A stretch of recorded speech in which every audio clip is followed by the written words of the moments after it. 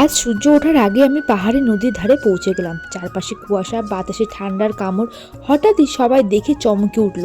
আমি গাধার চামড়াটাকে তুলে নিয়ে বরফ ঠান্ডা জলে ডুবিয়ে দিলাম।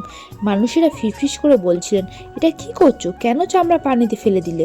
কিন্তু আমি কেবল নীরবে হাসলাম, কারণ তারা জানে না এই চামড়ার ভেতরে লুকিয়ে আছে এক বিস্ময়কর ওষুধের জন্ম। আমি একদিন ধরে সেই চামড়াটাকে পানিতে ভিজিয়ে রাখলাম, কারণ জলের স্পর্শে চামড়ার শক্তভাব নরম হয়ে যায় আর তার ভেতরে জমে থাকা ময়লা ও রক্তের দাগ সহজে উঠে আসে।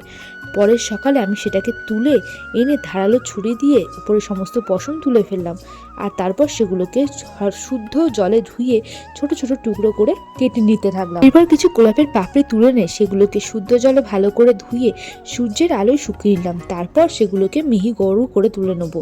আর সুগন্ধি এবং ওষুধের শক্তি এই গোলাপ দুটোই বাড়ায়। এইদিকে সেই গাধার চামড়াগুলোকে সিদ্ধ হতে দিলাম। কয়েক ঘন্টা ধরে সিদ্ধ করার পর সেগুলো যখন নরম হয়ে আসে তখন খুবই সহজে আমাদের ধারালো যন্ত্র দিয়ে সেগুলোকে ছোট ছোট টুকরো করে নিতে লাগলাম, যাতে তার রস খুব সহজেই চলে আসে অন্য একটি রসের মধ্যে। এরপর আমি সেগুলোকে ঠান্ডা আঁচে আস্তে আস্তে ঠান্ডা জলে ধীরে ধীরে জাল দিতে লাগলাম, যাতে সমস্ত রস সেই জলের মধ্যে চলে আসে।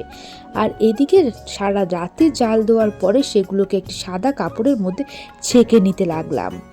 আর এদিকে গোলাপের পাপড়িগুলো, যেগুলো সারা দিন ধরে রোদে একদম শুকিয়ে গেছে খড়খড়ে, সেগুলোকে পুরো মিহি গুঁড়ো করে নিলাম। আর একদিকে একটি পাত্রে পানি দিয়ে দুটো ফটকি দিলাম, তাতে গোলাপের গুঁড়ো মিশিয়ে ধীরে ধীরে নাড়তে লাগলাম, যাতে রং আর সুগন্ধ ঠিকভাবে ফুটে ওঠে।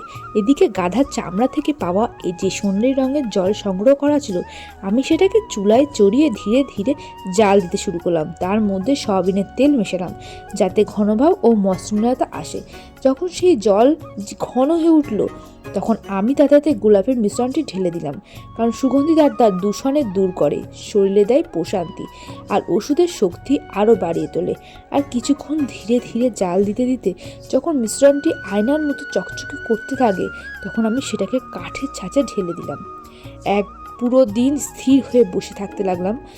কেন একদিন? কারণ সময় এই রসটাকে শক্ত করে তোলে, সঠিক আকার এবং গঠন প্রদান করে। সন্ধে নামতেই আমি ছাঁচ খুলে ছোট ছোট দাগ কেটে নিলাম। আর দেখুন, প্রস্তুত হয়ে গেছে নতুন ঝকঝকে পাহাড়ের শুদ্ধ ইজিও। এটি রক্ত বাড়ায়, শরীরকে শক্তি দেয়, ত্বকে আনে স্বাভাবিক আলো আর অসুখের বিরুদ্ধে শরীরকে লড়তে সাহায্য করে। আজ অনুভব করেছি